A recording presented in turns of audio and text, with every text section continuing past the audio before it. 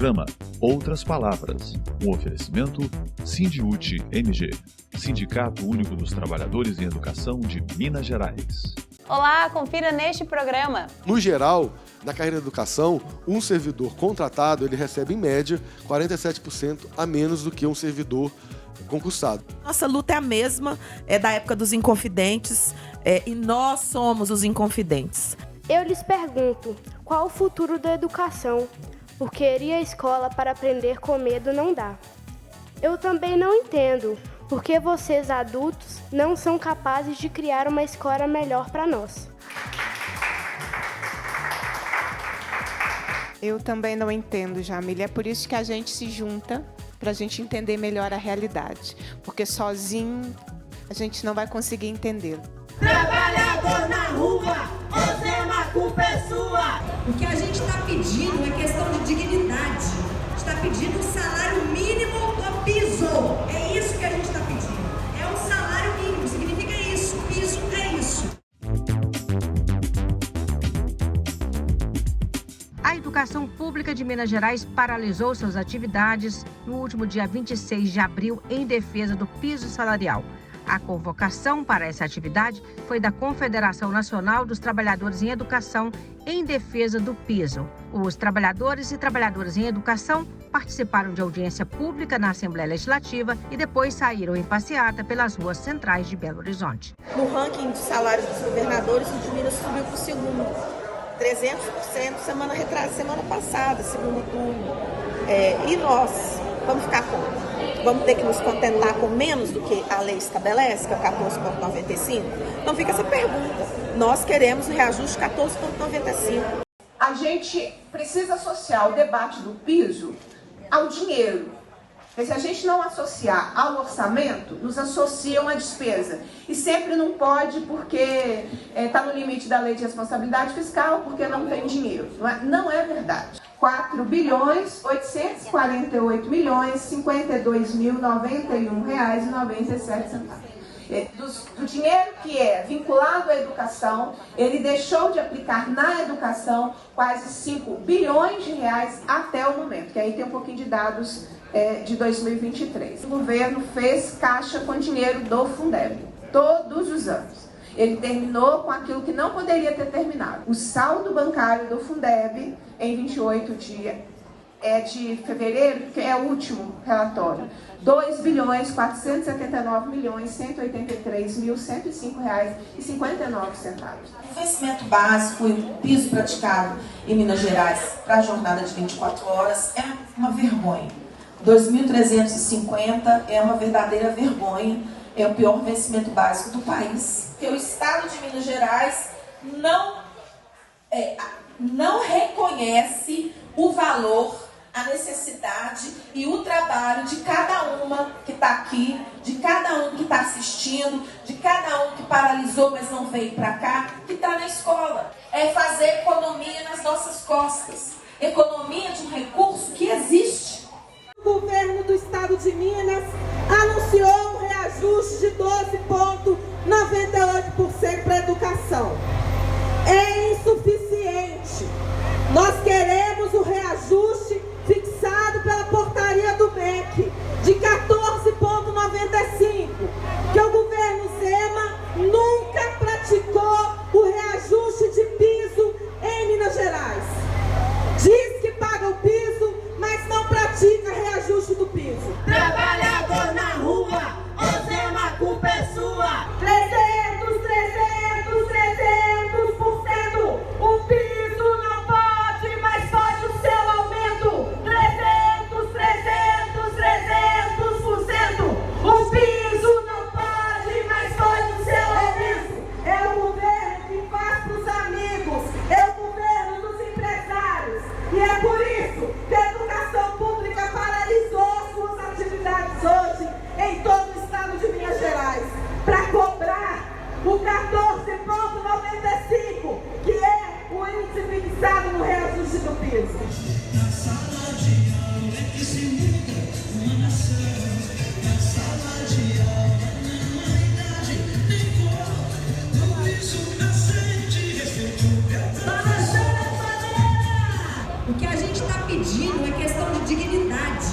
está pedindo o salário mínimo do piso.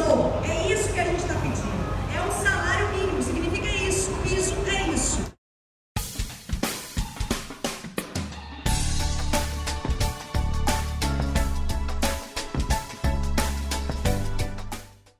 Essa pauta da Comissão de Educação, Ciência e Tecnologia não é nova. Nós a tratamos periodicamente, cobrando do governo do Estado. Então, primeiro, um cronograma de novas nomeações em relação aos cargos vagos existentes, considerando que hoje nós temos um edital de concurso ainda em vigor, com muitos trabalhadores que foram aprovados no concurso, que hoje estão trabalhando, contratados, convocados, na verdade, convocados, e deveriam já ter tido a sua nomeação.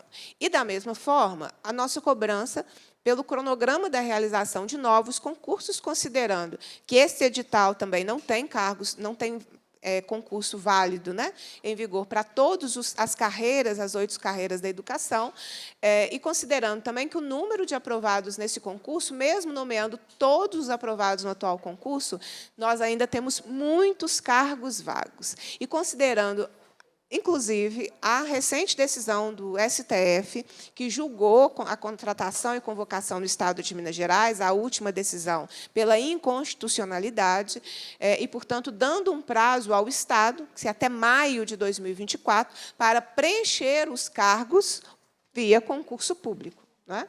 Então, o governo tem um limite aí que ele precisa, inclusive, ter um planejamento que consiga cumprir uma decisão do STF. Então, por isso também a realização desta audiência. Então, aqui é só para a gente ter uma ideia de como é que está a distribuição dos trabalhadores da educação em relação aos vínculos, né, empregatícios, dos concursados e dos contratos temporários. Né? A gente pode ver aí que aqui no geral não é só professores, é todas as carreiras. Né?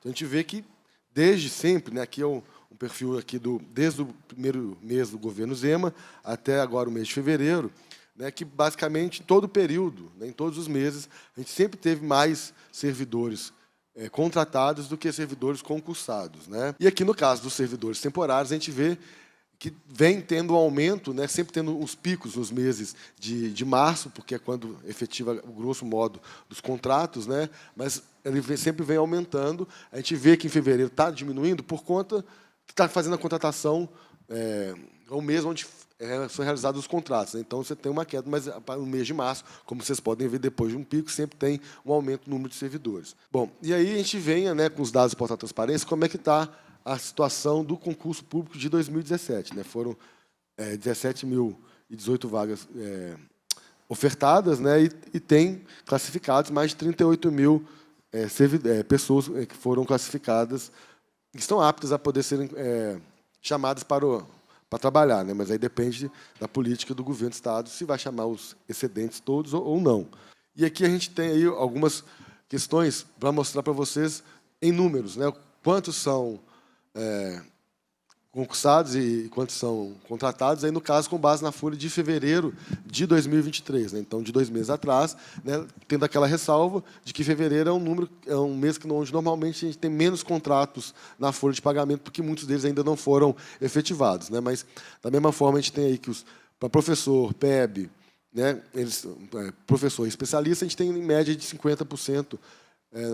Em fevereiro, e no caso dos ASBs, né, que já foi citado aqui, a gente tem que uma carreira que é exclusivamente de contratados, né, não tem nenhuma, quase ninguém efetivado, e nas demais carreiras a gente tem em média aí, 38% de contratos temporários. No geral, na carreira da educação, 56% são contratados e 41% são concursados. E aí que a gente vê assim, a questão de diferença de remuneração, né, entre um servidor concursado e um servidor contratado, né, porque o contratado ele não tem as vantagens da carreira. Né, então, a gente vê que, no caso de professor, né, a remuneração média dele ele é 41% inferior ao concursado.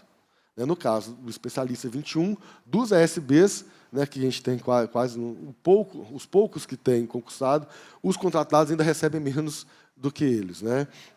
Então, no geral, na carreira da educação, um servidor contratado ele recebe, em média, 47% a menos do que um servidor concursado. Ou seja, o custo para o Estado manter um alto nível de servidores contratados é economicamente melhor para o governo do Estado, né? Porque vai pagar menos, né?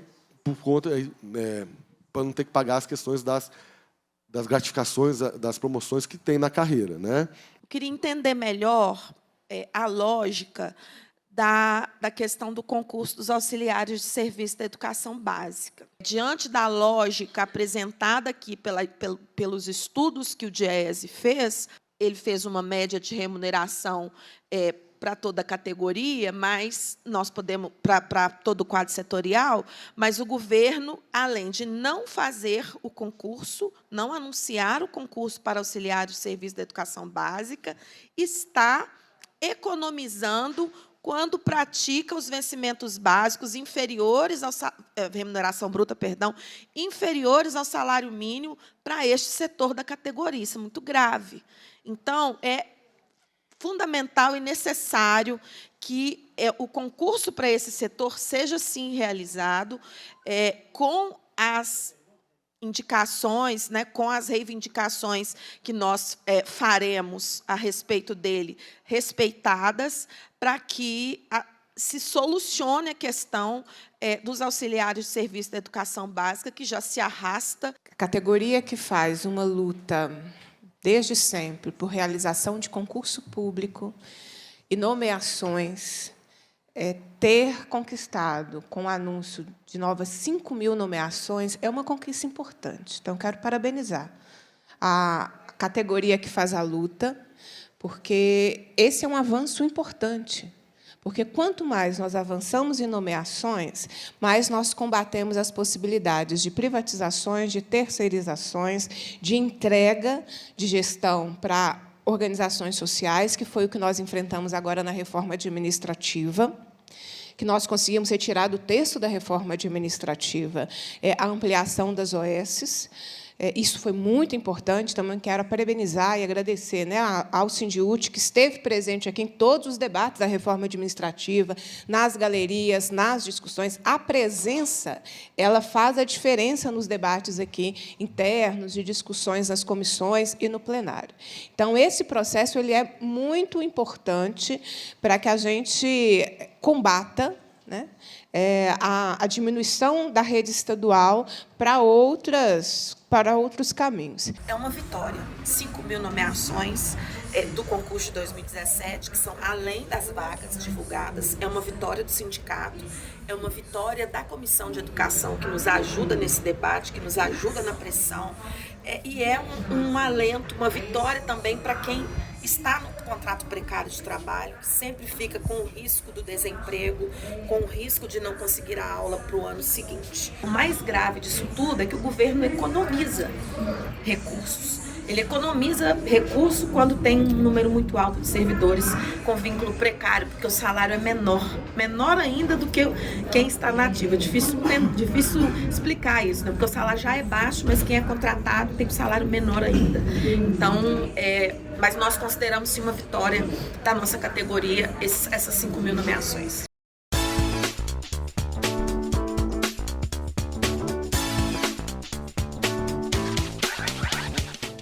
Nós juntamos, talvez eu não vou dizer todo mundo, que está sempre faltando alguém, mas a gente juntou todos nós, para que nós pensemos e conversemos o que mais precisa ser feito, que medidas precisam ser adotadas de médio e longo prazo. As nossas audiências, e é uma ferramenta do Poder Legislativo, cumpre muito a função de construir. E, quando você faz uma construção em audiência, você possibilita que a sociedade, de onde ela estiver, ela participe de alguma forma, ou ela depois possa acompanhar os debates. Então, é uma audiência propositiva. O governo do Estado disse aquilo que havia já adotado, quando essa situação, nós passamos a enfrentá-la de forma mais persistente, mas, além das medidas imediatas, com o olhar e o lugar de cada pessoa que está aqui, o que nós precisamos fazer mais? Nas últimas semanas, grupos nas redes sociais estão em pânico. É um momento difícil que as nossas comunidades escolares estão vivendo, porém é fundamental reconhecer que não se trata de um fenômeno da escola, e nem um fenômeno na escola. As várias formas de violência, desde a violência doméstica, passando pelos preconceitos, chegando às falas e às ações de pessoas que ocupam altos cargos, não são geradas na escola. Ao contrário, elas chegam lá, levadas por cada estudante, cada família, cada gestor, e elas encontram lá docentes que precisam passar tranquilidade, segurança e conteúdo. Estou tentando explicar que tudo isso são formas de violência e que tudo isso é resultado de políticas públicas equivocadas, ineficazes, desarticuladas e pensadas sem que o sujeito a quem essas políticas se destinam sejam escutados. Na nossa avaliação, a criação de redes de educação integral, envolvendo educação, cultura, esporte, abastecimento, assistência social, segurança, dessas pessoas estudantes, é fundamental. Entretanto, por que eu estou dizendo que nenhuma delas surtiu efeito? Porque as redes de educação integral são esvaziadas de sentido e de resultado se elas não entenderem, se elas não forem estendidas, se elas não trouxerem para dentro de si as famílias, as comunidades. Se ela ficar na mão do docente e do agente cultural, ela não vai levar a lugar nenhum. É possível uma nova pedagogia. E com a sala aqui, que muito colocaram, uma coisa que me entristece muito, quando eu passo numa escola, que eu já conhecia lá há algum tempo, e vejo que essa escola levantou o muro. Quando essa escola levanta o muro, a gente está mostrando que a sociedade fracassou. Na minha concepção, o muro da escola deve cair. Toda a comunidade deve abraçar aquela escola. E outra coisa, a gente passa simplesmente assim. Quando o condomínio levanta o muro, eu não vou me importar. A barbárie está instaurada lá fora e ali dentro eu vivo uma falsa sociedade. Então, é isso que a gente passa. As crianças, elas vivenciam na escola o segundo maior tempo da sua existência, depois da família, É natural que seja assim. E hoje a Jamília e a Mirella não puderam ir à escola, porque eu não me senti segura para enviá-las. E o tempo de ser criança, ele não espera. Ele é hoje, é agora. Daqui a 5 anos, a Jamília não é mais criança. Então, é por isso que é tão importante essa construção, essa discussão acerca da educação. E eu diria até que é mais do que urgente, E o que eu tenho sentido, eu estou atuando na escola da Jamília desde o ano passado, e a padronização das práticas pedagógicas, elas têm tirado das crianças as experiências miúdas da infância. As crianças estão sendo impedidas de serem crianças. Isso é muito triste, isso é trágico. Isso, para mim, isso é mortal, pelo que eu tenho acompanhado.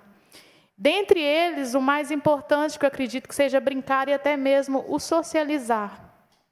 As crianças estão sendo impedidas de ter essas vivências no ambiente escolar. A gente tem casos de autoextermínio, tentativa de autoextermínio dentro da sala de aula. Uma coleguinha da Jamília colocou a tesoura no pescoço dentro da sala. Tem crianças, muitas crianças, fazendo uso de antidepressivos pesados. E a escola está de mãos atadas, porque a gente vai fazer o quê? Todo mundo afirmou, e nós sabemos, que isso não começou ontem.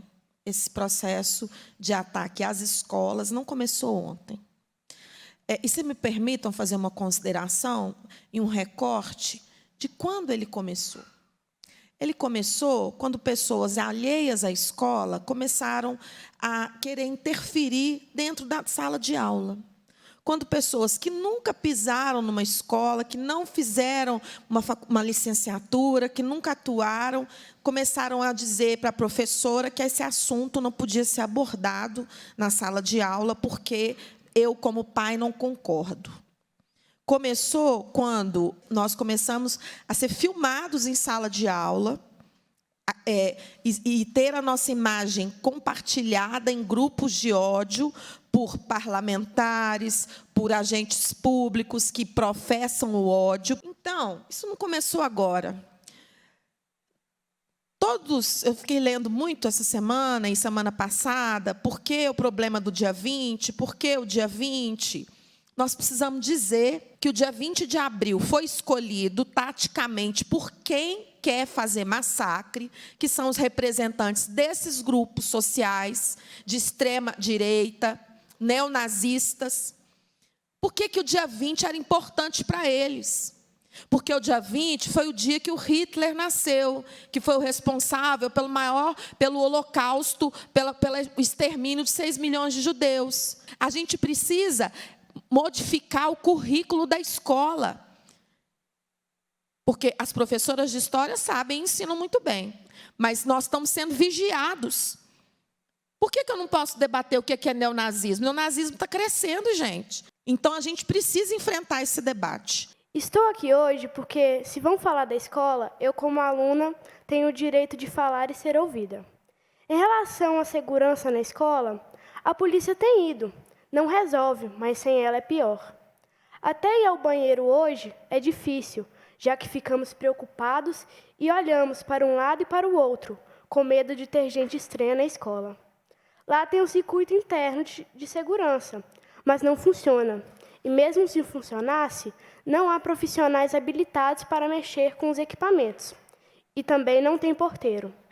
Além da polícia, de vez em quando, a única medida de segurança é o controle de entrada das pessoas. Eu lhes pergunto, qual o futuro da educação?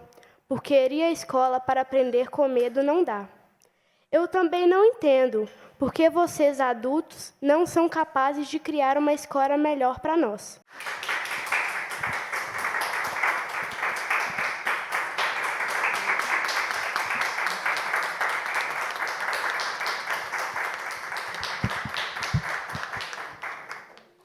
Eu também não entendo, Jamília. É por isso que a gente se junta, para a gente entender melhor a realidade. Porque sozinho a gente não vai conseguir entendê-la.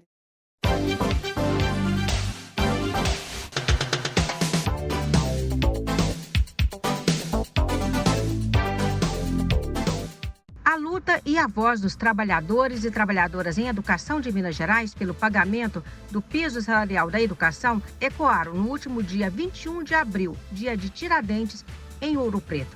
Sob coordenação do Sindiúti, educadoras e educadores de várias regiões do estado marcaram presença na terra onde se respira a liberdade.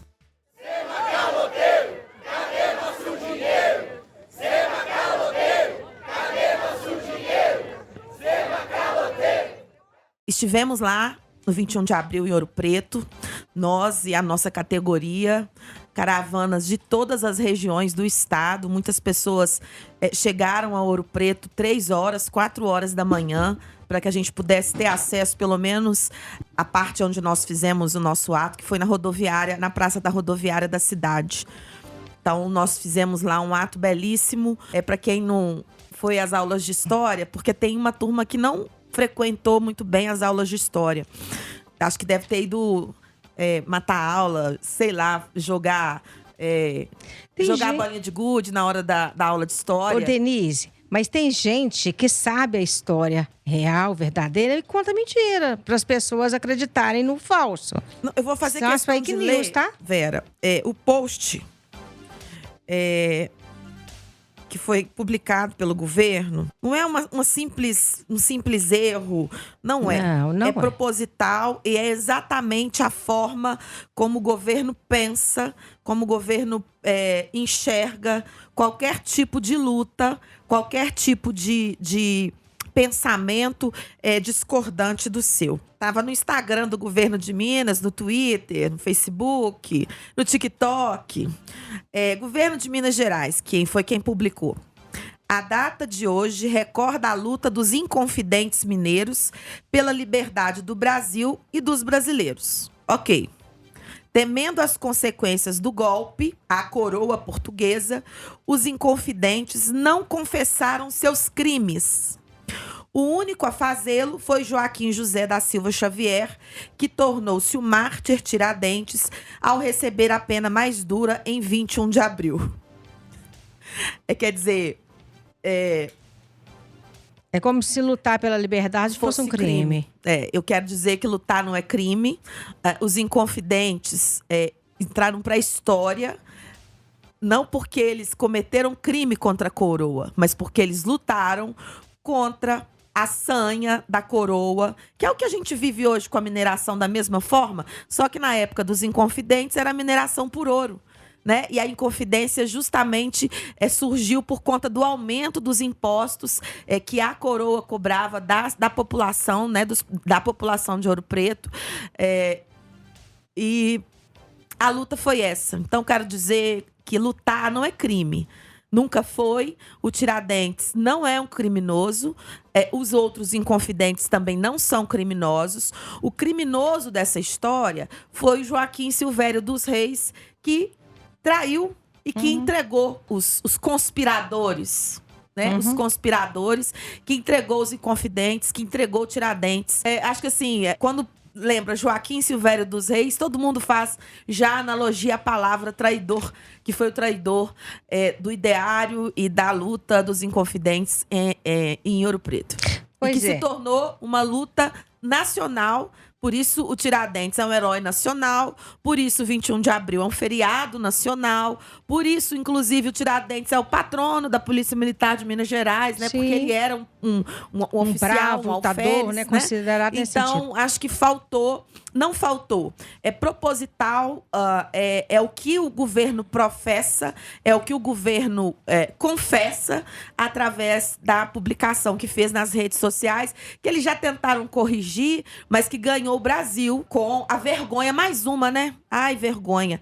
A vergonha que o governo de Minas Gerais fez Minas Gerais passar no último dia 21 de abril. O verdadeiro 21 de abril, com o seu espírito de luta e de enfrentamento ao poder econômico, foi na Praça da Rodoviária, não foi na Praça Tiradentes. E quem estava lá éramos nós, trabalhadores em educação, eletricitários, a CUT Minas, os movimentos sociais, o MAB, o Levante Popular da Juventude, o movimento social de Ouro Preto. Então, tínhamos lá os sindicatos da Universidade Federal, o Sindicato de Professores, Sindicato dos Profissionais Administrativos e mais além.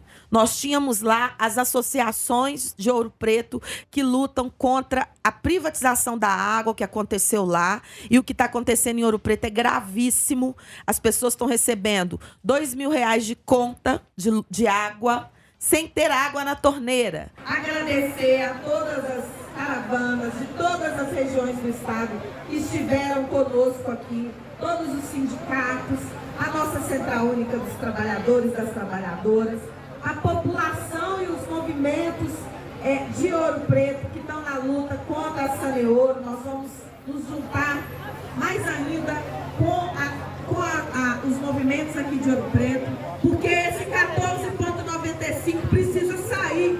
Esse 14,95 precisa entrar no contra-cheque da auxiliar de serviço da educação básica, dos trabalhadores em educação. Porque esse governo Zema não paga o piso salarial profissional nacional, desrespeita a lei 21.710 e quer destruí-la no Tribunal de Justiça. É o melhor amigo das mineradoras, é o melhor amigo do poder econômico, é o melhor amigo das locadoras de veículos e é o inimigo do povo.